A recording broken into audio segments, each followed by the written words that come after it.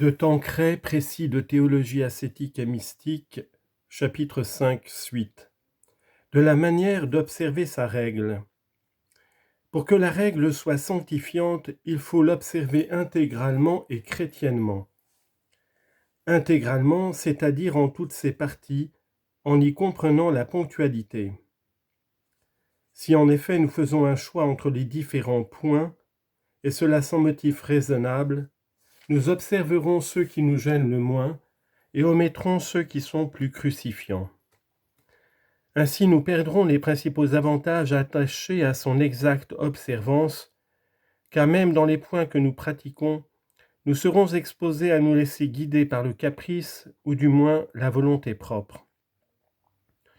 Il faut donc pratiquer sa règle tout entière et à la lettre, si c'est possible, et si pour une raison grave on ne le peut, il faut se rapprocher de l'esprit de la règle en faisant tout ce que l'on peut moralement parlant.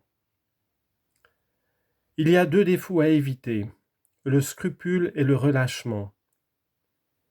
Pas de scrupule. Si on a une raison grave de se dispenser d'un point, de le différer ou de le remplacer par quelque équivalent, qu'on le fasse sans inquiétude. Ainsi, un devoir d'état urgent, la visite d'un malade par exemple, nous dispense de la visite au Saint-Sacrement, si nous revenons trop tard. Nous y suppléons alors en pensant à notre Seigneur le long de la route. De même, le soin des enfants dispense une mère de famille d'une communion de règles. S'il n'est pas possible de concilier ces deux devoirs, la communion spirituelle remplace alors la communion sacramentelle.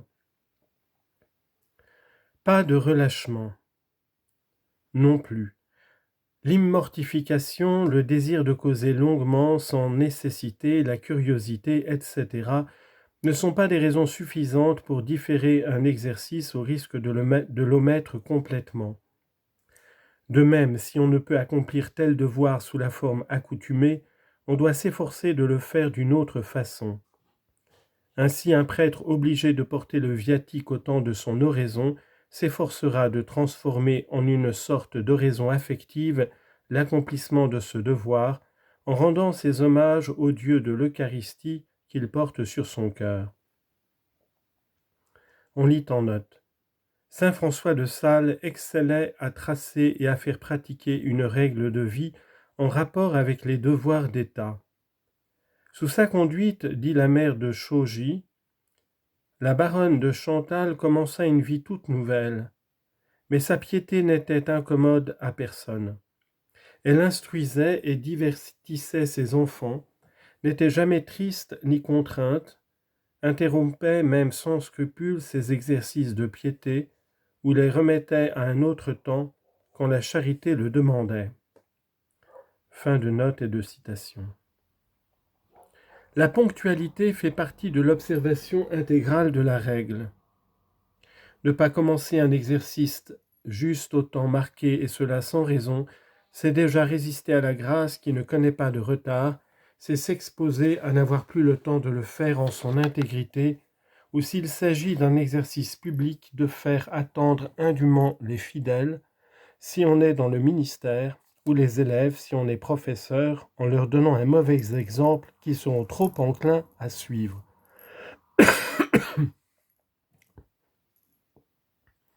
Chrétiennement, c'est-à-dire avec des intentions surnaturelles pour faire la volonté de Dieu et lui témoigner ainsi son amour de la façon la plus authentique.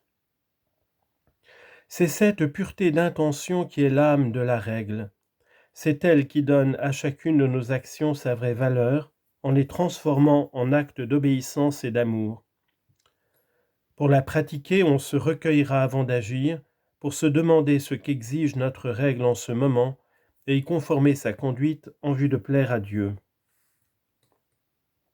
Quae placita sunt ei faccio semper.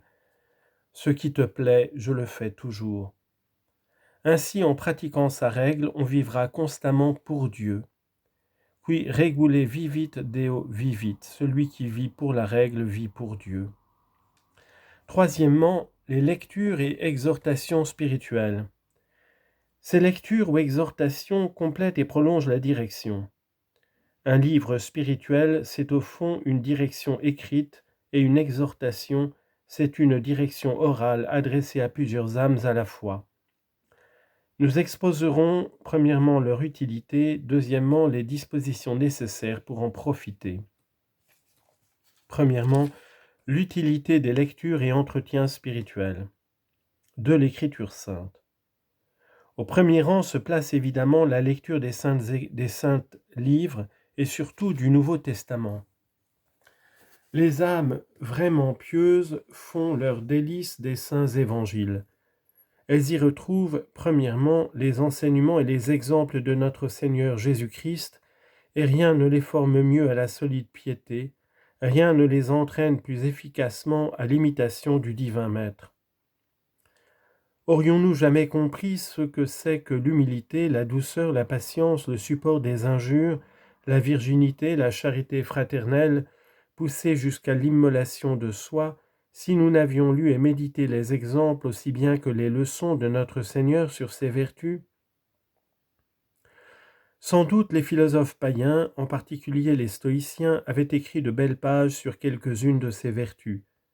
Mais quelle différence entre leurs essais littéraires et l'accent persuasif et entraînant du divin maître.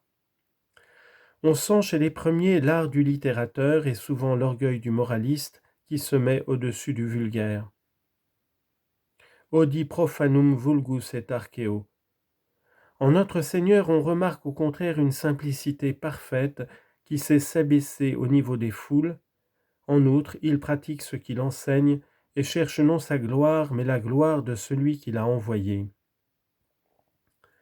Mais de plus, les âmes croyantes se disent que chaque parole, que chaque action du Maître contient une grâce spéciale qui nous facilite la pratique des vertus dont elles lisent le récit. Elles adorent le Verbe de Dieu caché sous l'écorce des lettres, elles le supplient de les éclairer, de leur faire comprendre, goûter et pratiquer ses enseignements. Cette lecture est une méditation, un pieux colloque avec Jésus, et elles sortent de cet entretien plus déterminées que jamais à suivre celui qu'elles admirent et qu'elles aiment. Les actes des apôtres et des épîtres fournissent aussi un aliment à la piété. Ce sont les enseignements de Jésus vécus par ses disciples, exposés, commentés, adaptés aux besoins des fidèles, par ceux auxquels il a confié le soin de continuer son œuvre. Rien de plus touchant, de plus entraînant que ce premier commentaire de l'Évangile. Dans l'Ancien Testament, il est des parties qui doivent se trouver entre toutes les mains, comme les psaumes. Le psautier, écrit Lacordaire, était le manuel de la piété de nos pères. On le voyait sur la table du pauvre comme sur le prie-dieu des rois. Il est encore aujourd'hui dans la main du prêtre le trésor où il puise les aspirations qui le conduisent à l'autel, l'arche qui l'accompagne au péril du monde comme au désert de la méditation.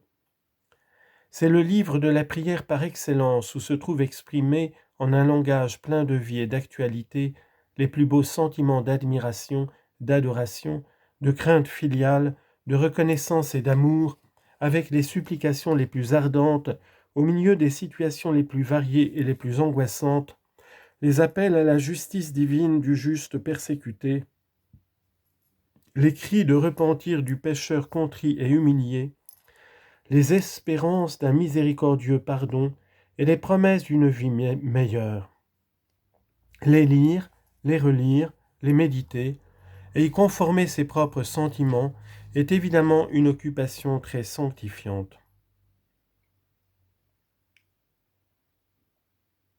Les livres sapientiaux peuvent aussi être lus avec profit par les âmes pieuses.